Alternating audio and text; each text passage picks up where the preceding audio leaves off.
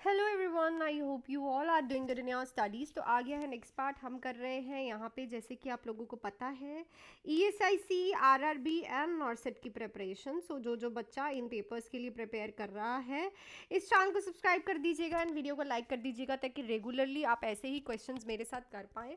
सो आज हम करने जा रहे हैं 661 क्वेश्चन। 660 क्वेश्चन हम ऑलरेडी कर चुके हैं और क्वेश्चन सारे ही इंपॉर्टेंट है। उन 660 क्वेश्चंस में से अगर आपको 4-5 क्वेश्चन भी आते हैं तो आपके 4-5 क्वेश्चंस जो है नंबर पक्के हो जाएंगे। सो प्रीवियस वीडियोस जरूर देखिएगा। एंड अगर कोई भी बच्चा ESIC की प्रिपरेशन अभी 20 डेज जो बचे हैं वो ज्वाइन करना चाहता है, सो 79732 पे 44089 पे कॉल या फिर मैसेज करके आप 799 वाला क्रैश कोर्स, जो कि ओनली ESIC के लिए है, MCQ क्रैश कोर्स जो है वो ज्वाइन कर सकता है, जिसमें मैं आपको हर एक सब्जेक्ट्स के MCQs टेस्ट सीरीज प्रोवाइड करूंगी।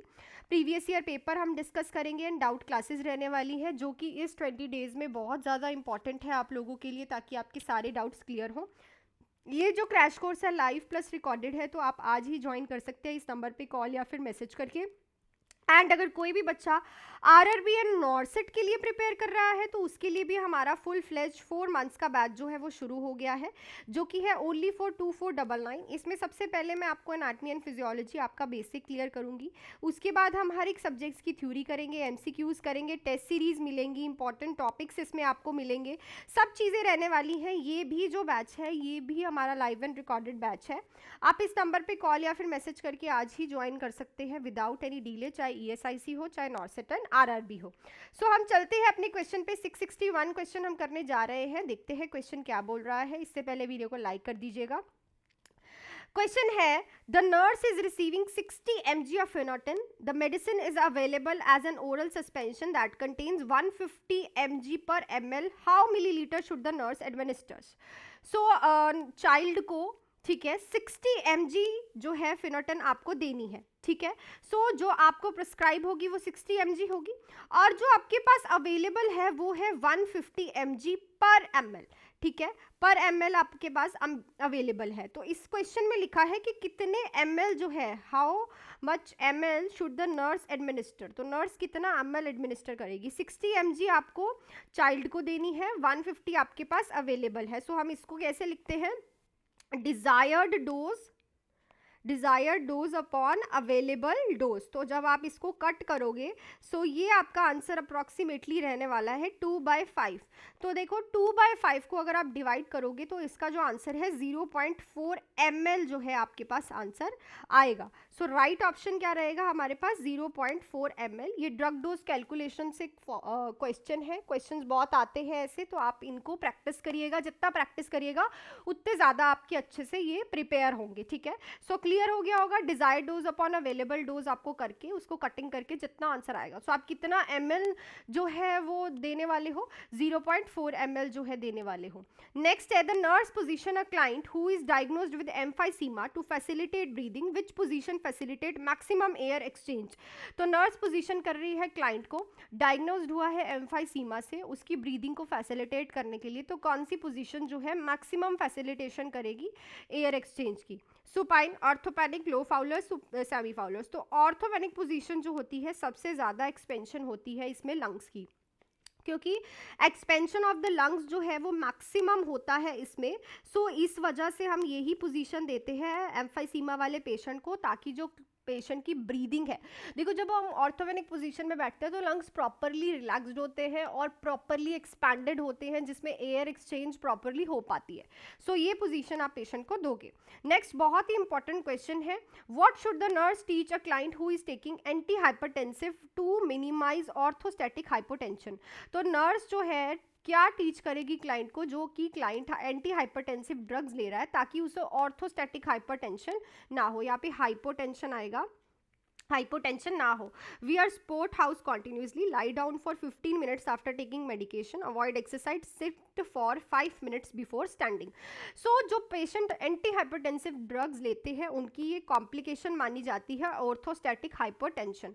सो ऑर्थोस्टैटिक हाइपोटेंशन क्या होता है कि पेशेंट जब एकदम से लाए, मतलब लेटा हुआ है और वो स्टैंड करता है, तो उसको एकदम से उसका जो BP है वो फॉल करता है, ठीक है। BP फॉल करता है तो पेशेंट को चक्कर आते हैं और नॉजिया फील होता है, तो उस चीज़ को कम करने के लिए अगर आप पेशेंट को इसकी टीचिंग दे रहे हो तो आप पेशेंट को बोलोगे कि जब भी आपको एकदम से खड़े होना है तो खड़े होने से पहले आपको बैठना है फॉर 5 मिनट्स, ताकि आपका बीपी जो है एकदम से फॉल ना करे।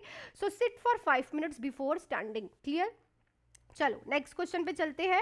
अ client is admitted to the labour room in a early active labour, which nursing action take priority during the admission process.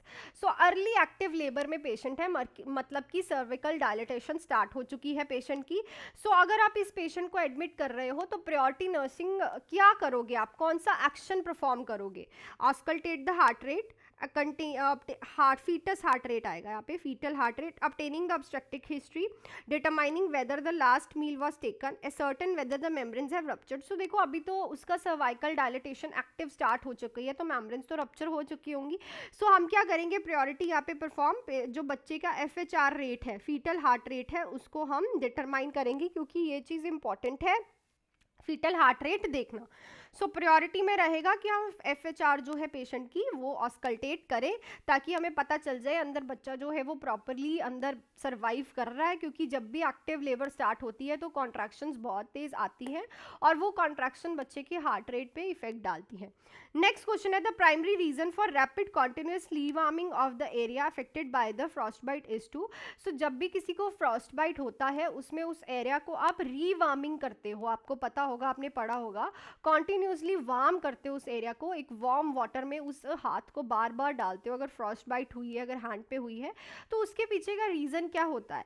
Lesson amount of cellular damage, prevent the formation of blister, promote movement, prevent pain and discomfort. So सबसे important Frost bite में ये होता है, क्योंकि जो cellular damage है वो हमें कम करना होता है, इसीलिए हम रीवार्मिंग करते हैं। रीवार्मिंग से क्या होता है, सेल्स जो है वो डैमेज नहीं होते, जो अंदर सेलुलर डैमेज हो रहा होता है ना फ्रॉस्ट बाइट्स की वजह से, वो हमें डैमेज नहीं देखने को मिलता। ठीक है, बाकी सारे ऑप्शंस गलत है। सो रीवार्मिंग के पीछे जो रीज़न होता है, अब याद रखना कि हम लेसन करने के लिए सेलुलर डैमेज को करते हैं।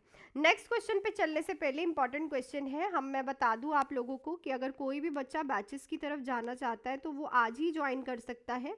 ESIC का 20 डेज़ का MCQ क्रैश कोर्स जो है वो स्टार्ट हो गया है, जिसमें मैं आप लोगों को MCQ क्रैश कोर्स, बच्चे MCQ क्लासेस प्रोवाइड करूंगी, test series, doubt classes and previous year paper.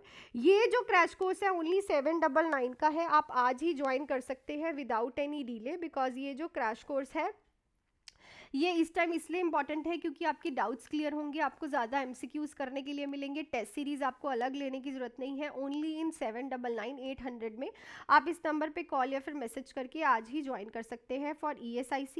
And अगर आप RRB एंड नॉर्सेट के लिए प्रिपेयर कर रहे हो और आप बैच की तरफ जाना चाहते हो तो विदाउट एनी डिले अभी ज्वाइन करिए, लेट मत करिए।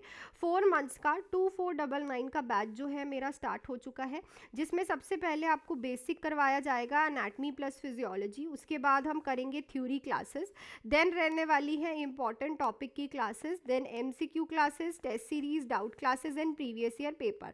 ये जो प्रॉपर बैच है ये भी लाइव एंड रिकॉर्डेड बैच है, अगर आप जॉब भी करते हैं तो आपको रिकॉर्डिंग्स भी मिलेंगी एंड लाइव भी मिलेगा। ये बैच भी आप इस नंबर पे कॉल या फिर मैसेज करके मेरे से बात करके डाउट क्लियर करके आज ही ज्वाइन कर सकते हैं, बिकॉज पेपर के नियर बाय ज्वाइन करने से सिलेबस बहुत पेंडिंग रहता है, और अगर आप थ्योरी कंप्लीट करना चाहते हो, ए से स्टार्ट करना चाहते हो। ठीक है, चलो क्वेश्चन पे चलते हैं। How often oral care be provided to the ventilated patient. तो ओरल केयर हम वेंटिलेटेड पेशेंट को कितनी ऑफन देते हैं? every 1 to 2 hourly, every 4 to 6 hourly, every 7 to 9 hourly, above 9 hours। तो every 1 to 3 hourly मतलब अप्रॉक्सीमेटली 2 to 3 hourly हम oral care देते हैं, बिकॉज वेंटिलेटेड पेशेंट में सबसे पहले तो पेशेंट को माउथ में जो है प्रॉपरली केयर नहीं हो पाती, माउथ हमेशा बंद रहता है और एयर एक्सचेंज जो है वेंटिलेटेड के थ्रू जा रहा है, सो पेशेंट को बहुत सारी और भी प्रॉब्लम्स हो सकती है। प्लस वेंटिलेटेड पेशेंट में एस्पिरेशन की प्रॉब्लम भी हो सकती है, एस्पिरेटेड निमोनिया भी हो सकता है, जैसे आपने सुना होगा वेंटिलेटेड एसोसिएटेड निमोनिया। सो इसीलिए हर 2 to 3 आवर्ली हम उसको केयर देते हैं ओरली। नेक्स्ट है, which of the following drug is used in alcohol patient for the treatment of alcoholism. So alcoholism के ट्रीटमेंट के लिए कौन सी ड्रग यूज करते हैं? फिनोबार्बिटोल, डाइसल्फिराम, कार्बामाजेपाइन, हेलोप्रिडोल। सो डाइसल्फिराम आपको पता है यूज की जाती है, डाइसल्फिराम बहुत टाइम से यूज़ हो रही है फॉर अल्कोहलिज्म। अल्कोहल में इसको ऐड कर दिया जाता है, सो जब भी पेशेंट इस अल्कोहल का इंटेक करता है तो उसको नॉजिया एंड वॉमिटिंग आती है, जिससे उसको एक प्लेजर से अनप्लेजरेबल थिंग बन जाती है और पेशेंट धीरे धीरे करके इस चीज़ को छोड़ देता है। सो डाइसल्फिराम जो है वो ड्रग जो है यूज़ की जाती है to for the treatment of alcoholism. Next question है, an 11 years old is restless, hardly ever sit on the seat and roams around the ball and hall of the class, has difficulty to concentrate, this is suffering from। so 11 साल का बच्चा है, ठीक है, बहुत hardly अपनी seat पे बैठता है क्लासरूम में, ठीक है, हर टाइम रूम करता रहता है, इधर उधर घूमता रहता है और कंसंट्रेट नहीं कर पाता इन द क्लासरूम। तो वो किस चीज़ से सफ़र कर रहा है? Attention deficient hyper active disorder, conduct disorder, depression disorder, schizophrenia disorder. So इसको हम बोलते हैं attention deficient hyper activity disorder.